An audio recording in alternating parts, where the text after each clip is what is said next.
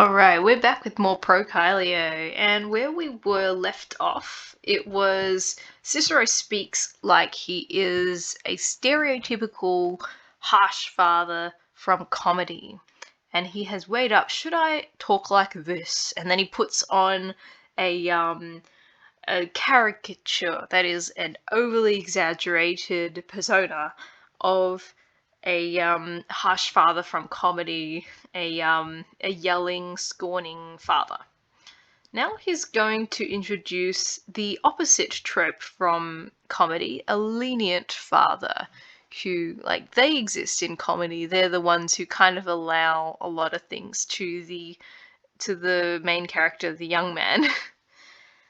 Huic tristi ac directo seni, responderet Caelius, se nulla cupiditate inductum de via decesisse. To this stern and directo, to this stern and forthright, this stern and, like, another word for stern, old man, stern and forthright old man, Caelius would reply that he, say, had, like, I'm gonna go literal, that he had departed from the right path, the way, with no like, having been drawn aside, having been seduced by no lust. That doesn't really make sense. What he's really trying to say is that he hadn't gone away from the right path. So I'm going to use two negatives where Latin uses one negative, because Latin really doesn't like using two negatives unless they're trying to emphasize the opposite. Like, two negatives make a positive generally in Latin. If you say he was not deceived by no things, that means he was deceived by some things. In this case, to this sad and forthright, this stern and forthright old man, Caelius would reply that he had not been drawn by any lust. So he'd not been drawn aside, he'd not been led aside, deceived by any lust, any desire, and he had not departed from the true way, the straight path, the literally just a via pathway, but meaning the straight and narrow road. He had not departed from it. Quid sini? What's the proof? What of proof, literally, genitive. But, like, what is the proof? Nulli sumptus, nulla jactura, nulla versura. There was no expenditure, no squandering jactura, and no borrowing versura. Tricolon, saying the same thing three times. This is saying, where's the evidence? There was no evidence of this over expenditure. Ad fuit fama. But there was a rumor. Fama, rumor, could be used of good report and bad report. Here it's a bad report. He says that there was a rumor, but he's going to reply to this. Quotus quisque istam effugere potest. How few people, quotus quisque, how few are they who, how few is anyone, how few people can escape istam, that, and it's not repeated famam, but that rumor, praesertem in tal maledica civitate, especially in such an ill-speaking, like a slanderous city. How few people, how rare is anyone who can escape that fame, that report, that rumor, especially in such a slanderous city. Vicinum eius mulieris muraris male audisse, quius frater Germanus sermones iniquorum effugere non potuit. That is, the vicinum is the neighbor. Miraris, do you wonder, are you amazed that the do you wonder that the neighbor of that woman who's are you amazed that the neighbor of that woman was Male Aldisse, had heard badly, literally, but this has gained a bad reputation, as in bad things were said about him. Do you are you really surprised that the neighbor of that woman gained a bad reputation? That woman, cuius frater Germanus, whose full-blooded brother, it's even worse, not even like a half-brother kind of situation or like an adoptive brother situation. This is a full-blooded brother-sister thing, whose full-blooded brother could not escape the chit-chat, the conversations of ill wishes. So could not escape the conversations of iniquitous people, ill wishes.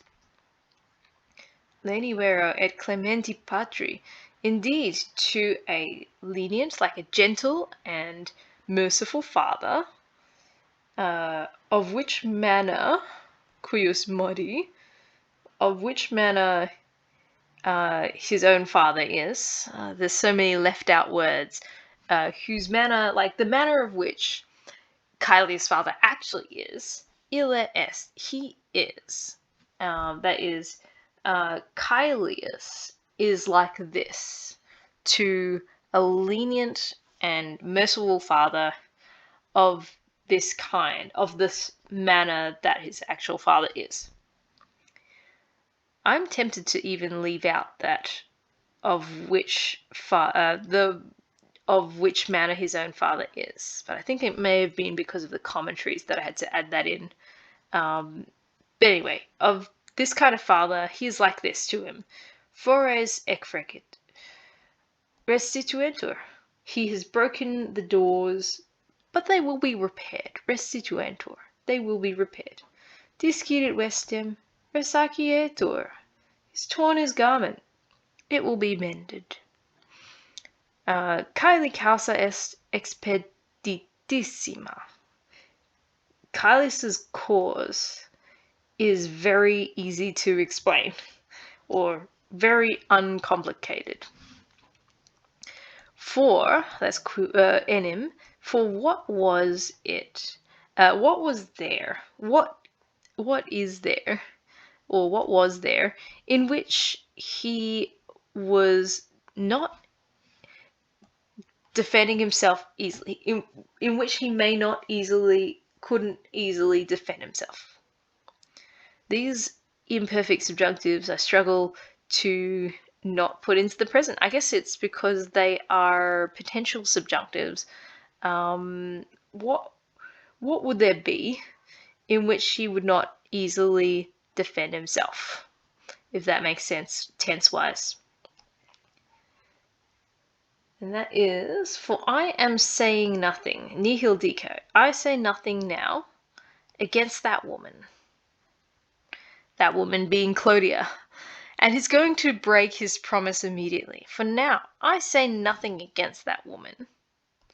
But if there was some woman, aliqua is feminine, if there was some woman, dissimilis estius, unlike that woman.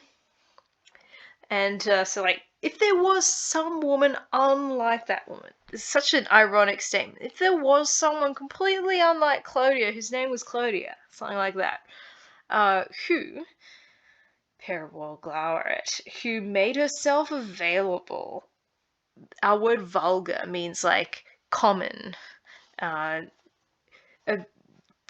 it's something characterized by, it's what the common people do. This one is someone who makes herself common to, makes herself available to everyone. Quae haberet palam decretum semper aliquem. Who had, if there was someone who had, openly had, always someone, who always had someone openly, decretum, that is someone who is picked out openly. So she always has a boyfriend.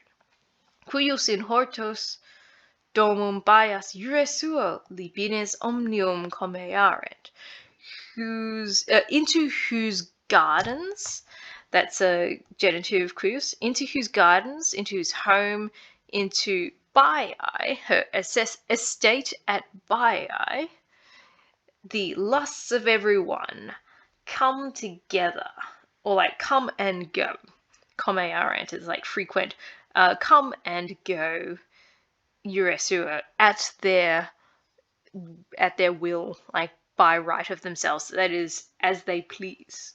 Into whose gardens, home, and estate at Baiae, the lusts of everyone come and go as they please. Quae etiam aleret adolescentis et parsimoniam patrum suis sumptibus sustineret.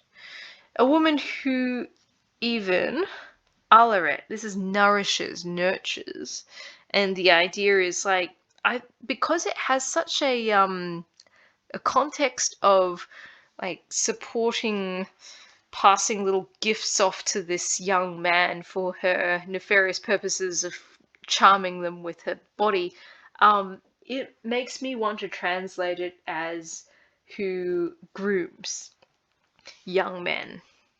But you don't have to use that word.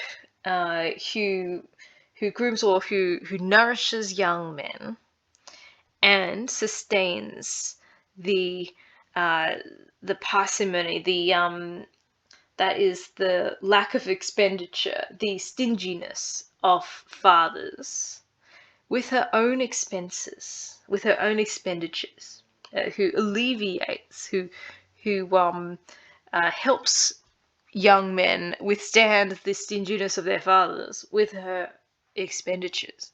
That's saying the same thing. Who basically passes gifts off to young men with the hope of charming them, that kind of thing. If there was a woman who lived, we read, in the way of as a widow, libere, freely. That's like kind of like not tied down to anything. If she lived, if there was a woman who lived as a widow freely, who lived as a proterva, a shameless woman, impudently, shamelessly is a shameless woman, who lived as a rich woman, dives, effuse, lavishly, effuse comes from fundo, pouring out her wealth, but you could say lavishly as a rich woman. Libidinosa, as a lustful woman, from libido, that very, very big theme word, lust, as a lustful woman in the way of a harlot, more meretricio. If there was a woman who lived like this, adulterum ego putarem, si quis hanc Paulo Liberius salutasit. Ego putarem, should I think, or would I think, like if there was, would I think, this is a C conditional where it is using the imperfect subjunctive for the present contrary to fact, expressing doubt. But really it's ironic. He doesn't doubt that Clodia is like this. His words are just saying that. It's like, would I think? Was I gonna think that someone is something?